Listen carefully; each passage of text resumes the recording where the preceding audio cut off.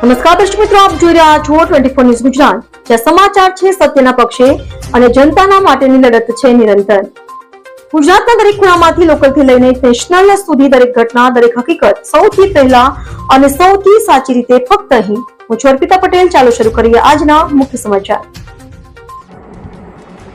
બનાસકાંઠાના કાંકરેજ તાલુકાના મુખ્ય મથક કશિયોરી ખાતે આવેલ શ્રી કુળદેવી નાસ્તા હાઉસ અને શ્રી કુળદેવી રેડિયમ શોરૂમ તરફથી બનાસવાસીઓને નવા વર્ષની હાર્દિક શુભકામનાઓ પાઠવી.